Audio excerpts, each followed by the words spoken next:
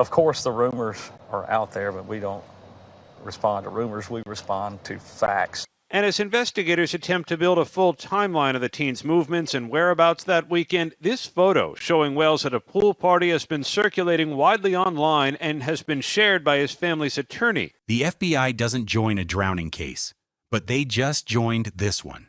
18-year-old Nolan Wells boarded a boat with his friends on the 4th of July, headed to a wild, deserted island off the Mississippi coast. No shelters, no cell service, no way home except that boat. 5 friends came back. Nolan didn't. 2 days later, a park ranger found him face down in the water. The local sheriff said no foul play was suspected. Case closed, right? Then why are federal agents now involved? Maybe it's the phone. Nolan didn't have it when he vanished, and his own mother tracked it down before the police could. Where it turned up will make your stomach drop. Or maybe it's what was inside it. 2 apps. 2 location histories. They don't match. The family fears something was deleted. Maybe it's the video. Somewhere online is footage from that island, arguing, caught in the background, and investigators are desperate to find who filmed it. Or maybe it's her. The last person known to speak with Nolan Wells was a girl he met on that beach. She's finally given her account of his final minutes, and it flips this entire case on its head, because her story and the boy's story are complete opposites. She says he went back to them. They say he stayed with her. Both cannot be true, which means someone is wrong or someone is lying. Now every friend on that boat has hired a lawyer. Nolan's body was flown 1,000 miles away for a second autopsy his family refuses to leave in Mississippi's hands. And a case the country was told to move on from has the FBI's attention. What really happened to Nolan Wells on Horn Island? Stay with me, because this story unravels piece by piece, and it begins the night before with a plate of salmon and 5 last words to his mother. Hey, Mom, I'm about to go. I love you. A few days since Mississippi teen Nolan Wells was found dead off the coast of Mississippi, and we still don't know how he died. Now his family is determined to get the answers themselves. Horn Island sits off the Mississippi Gulf Coast. It's beautiful and completely wild. No shelters, no facilities, no cell service worth trusting. Just sand, water, and whoever boats out there. On the 4th of July, that's a lot of people. Witnesses described the beach as packed. Boats lined the shore, music, coolers, some people drinking, a holiday crowd on an uninhabited island. Nolan Wells arrived that morning with a group of friends. The night before, he'd cooked salmon for his family. Then he told his mother the words she now replays over and over. Hey, Mom, I'm about to go. I love you. She never saw him again. Nolan was last seen around 3 in the afternoon, near the northwest end of the island. Shirtless, blue swim trunks, black sunglasses. He was talking to a girl. Then, somehow, the group left, and Nolan didn't. His mother, Christine Wansley, waited that night. He didn't come home. He didn't call. Nothing. So she reported him missing, and by the next day, the Jackson County Sheriff's Department had launched a massive search. The Coast Guard, the Department of Marine Resources, the National Park Service, and volunteers from the United Cajun Navy all combing the island and the water around it. On Monday morning, July 6th, the search ended. A body, found in the shallows off the island's northwestern tip. Dental records confirmed it. It was Nolan. He was supposed to report back to Southwest Mississippi Community College that very same day to start football training. He played wide receiver. He would have turned 19 the next month. Instead, his mother was posting a statement no parent should ever have to write, confirming her baby boy was gone, thanking the searchers, begging for privacy. The privacy never came. Because almost immediately, the official story started cracking. Within days, the Jackson County Sheriff's Office released a statement saying no foul play was suspected. Think about that. An 18-year-old, separated from his entire group, found dead in the water. And before the autopsy results, before all the interviews were complete, the public was told not to worry about foul play. No explanation, no reasoning, just the conclusion. The backlash was instant, because this is Mississippi, and Nolan Wells was black. The friends he boated out with, the ones who all made it home, were white. The family's attorney, civil rights lawyer Ben Crump, put it bluntly. This is the state where Emmett Till was lynched. To the family and to millions watching online, a rushed, no foul play statement didn't sound like caution. It sounded like a door closing. Reverend Al Sharpton stood at a press conference and said what many were thinking. This does not smell right. He said no one was bringing race into it. But no one should rush to rule it out either, because the truth was, nobody knew. Protesters gathered in Ocean Springs, where Nolan graduated high school, demanding one thing: transparency.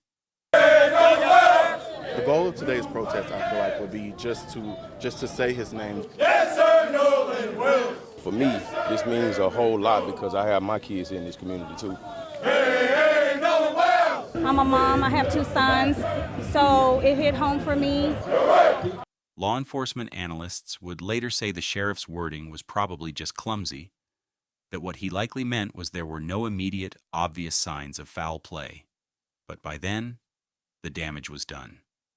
And the case was about to get stranger. Her name is Katie McCormick.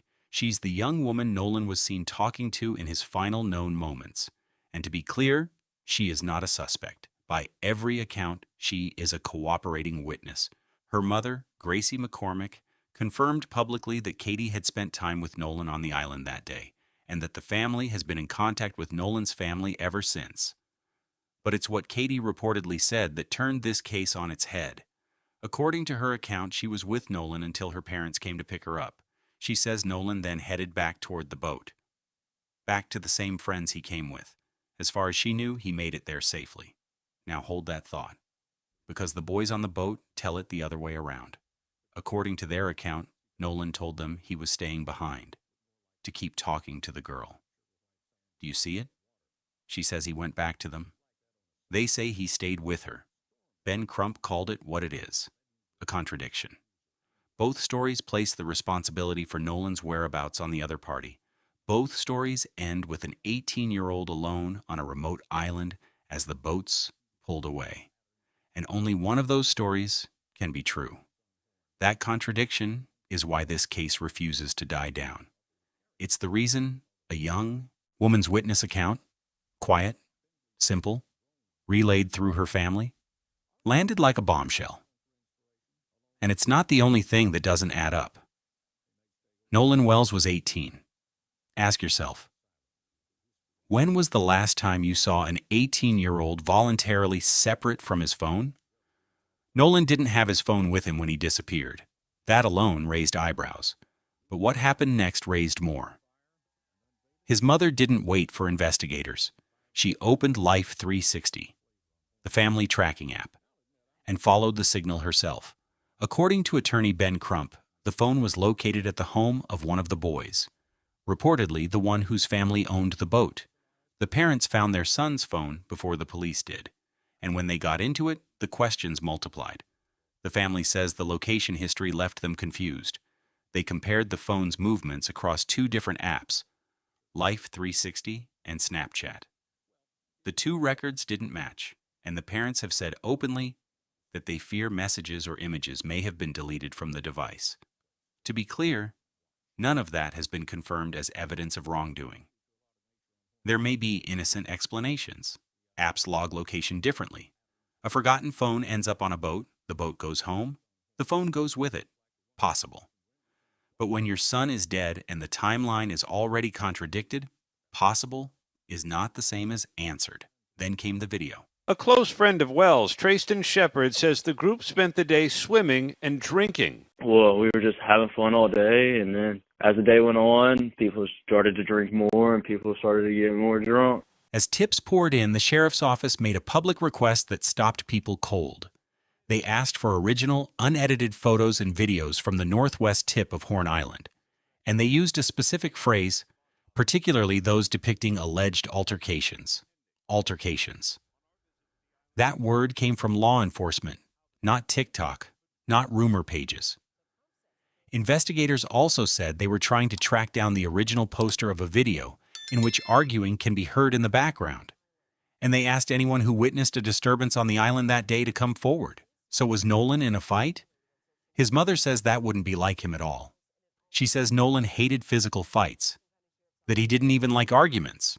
Friends describe a peacemaker, a kid with a heart so big his mother actually worried about it. Nobody knows who was arguing in that video. Nobody has confirmed Nolan was involved at all. But the fact that investigators are hunting for that footage tells you the no foul play statement is not where this case ended. Far from it. Here's where the temperature really rises. The friends who went out on that boat with Nolan, every one of them has retained an attorney. Now, lawyering up is not an admission of anything. It's what careful families do when the internet is pointing fingers.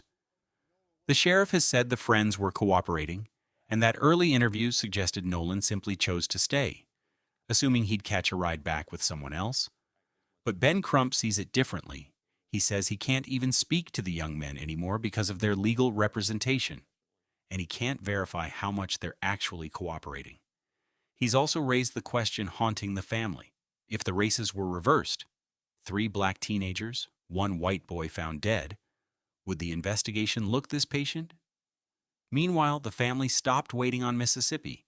They had Nolan's body flown to Washington, D.C. for an independent autopsy, performed by a doctor with 0 ties to Mississippi law enforcement. Those results were expected on July 10th, but were delayed by problems transporting the body. The state's official autopsy is stalled too, waiting on toxicology, which can take weeks. And through all of this, Sheriff John Ledbetter finally addressed the public. He confirmed the investigation is active and ongoing. He confirmed witness interviews. He confirmed a flood of valuable tips after the call to action. And he confirmed the piece that made national headlines. His department is now in contact with other agencies, including the FBI. Federal involvement doesn't mean a federal takeover, but it means this is no longer a small county matter quietly waiting on paperwork. The whole country is watching Jackson County, Mississippi. And this week, Nolan's parents sat down with the district attorney for the first time since their son was found. While funeral plans shifted, with the family ultimately deciding against holding services at the Coast Coliseum in Biloxi, a family planning a funeral, while still fighting for the truth about why they need one. So let's be honest about where this stands. The coroner has pointed out that the barrier islands are notorious for powerful currents, especially on that end of Horn Island, and that drownings have happened out there many times over the years. He also said there were no immediate, obvious signs of trauma on Nolan's body, which is exactly why a full state autopsy was ordered rather than closing the case. Crump pushes back. Nolan was a strong athlete. He knew how to swim, but experts note that drowning is often fast, silent, and looks nothing like the movies. A crowded beach is no guarantee anyone would notice. Veteran investigator Charles Ramsey, a black former police chief, says nothing about the pace of this investigation is actually unusual, that there are all kinds of possibilities, and that speculating before the autopsy results does a disservice to the family. He might be right, but the contradictions remain. Her story, their story, the phone at the wrong house, the mismatched location data, the video with arguing in the background. 2 autopsies, both unreleased. Somewhere in that pile of questions is the answer to what happened to Nolan Wells on the 4th of July. His mother said it best. We just want to know what happened and why our baby didn't come home. If this story matters to you, don't let it fade. Subscribe, turn on notifications, and share this video, because attention is the one thing that keeps cases like this from being forgotten. Drop your thoughts in the comments and keep the Wells family in your prayers. Now, an important note, this remains an active investigation. No one mentioned in this video has been charged with any crime, and every person is presumed innocent. The accounts described here are allegations and statements attributed to their sources, including family attorneys and news reporting. The official cause of Nolan Wells' death has not been released. If you have information about this case, contact the Jackson County Sheriff's Office. Thank you for watching.